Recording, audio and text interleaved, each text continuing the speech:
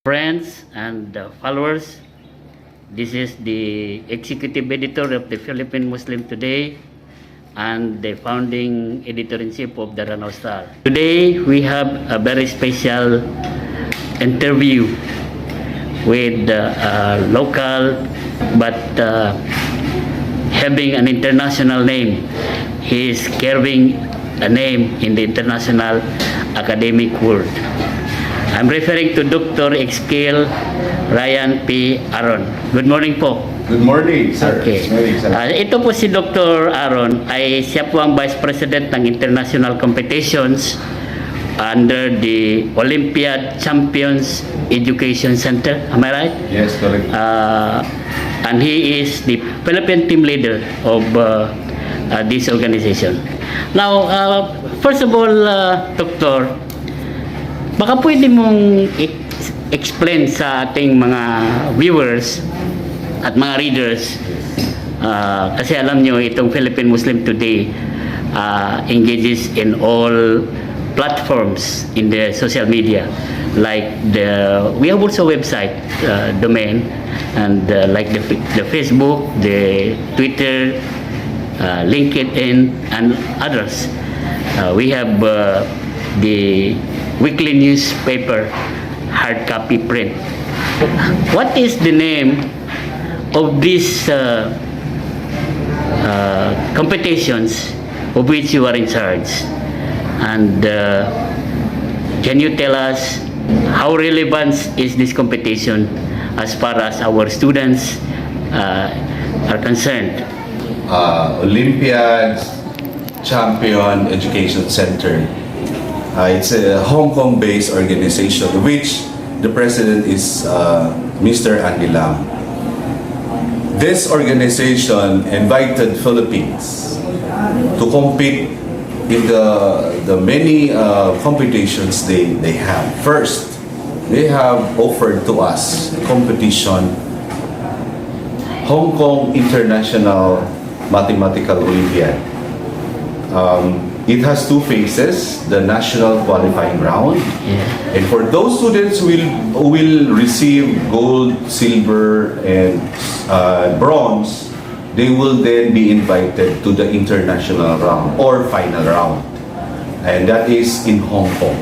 Okay. Second, we also have competition like Thailand International Mathematical Olympiad. Again, this has two stages, the national qualifying round, and if the kids will get gold, silver, and bronze awards, they will then be invited for the final round in Thailand, somewhere in Thailand.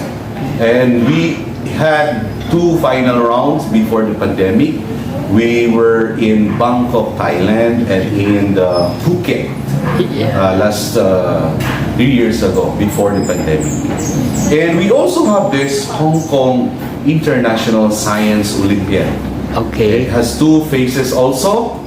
One for the national qualifying round, and they do experiment, and if their experiment will be chosen, and they will also get medals, gold, silver, and bronze.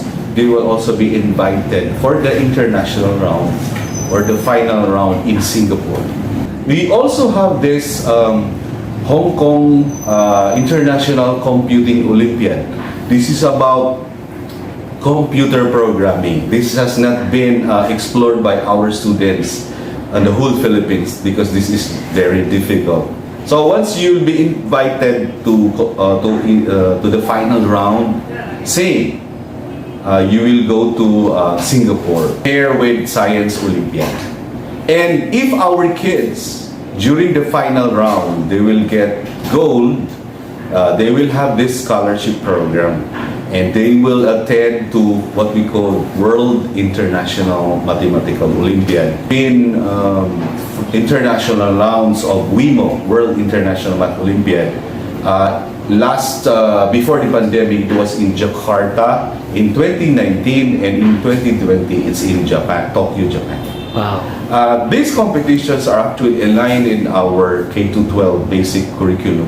Wow. Because this stimulates minds of our kids, especially those that are mathematically inclined, as well as those who love science. And kids are enjoying when they compete with each other. Their minds will be triggered, and they can develop higher order thinking skills, and as well as creative and problem solving skills. How many schools or institutions of learning from the Philippines or from the Bangsamoro Autonomous Region who have participated in such competition? The most of the participants are coming from our Luzon team, Wow. the National Capital Region, because that area there, I think probably the private schools, more than I think 400 plus private schools, and it's very rare in the public schools, because I think they find it very difficult. And in Visayas, there are few, and in Mindanao, in Barm, it's only one. We're very sad that only the bravest Al-Khail Computer School in Marawi City showed to have this guts to join this prestigious competition. So I don't have the numbers, but most of the private schools tend to participate coming from the National Capital Region, especially in UP Diliman Grade School, De La Salle University. You name all the famous private schools in National Capital Region. They have been joining these competitions.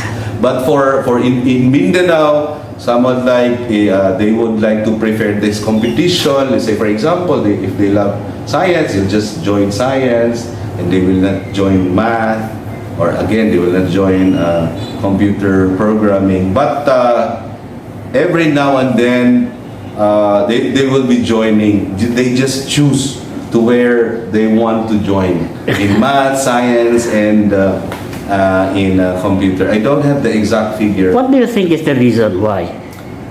Because our kids tend to say, for example, the most difficult competition is math. I think math, and there are only few who love math. In fact, in a class of 50, I think there are only 10 or 5 who loves math.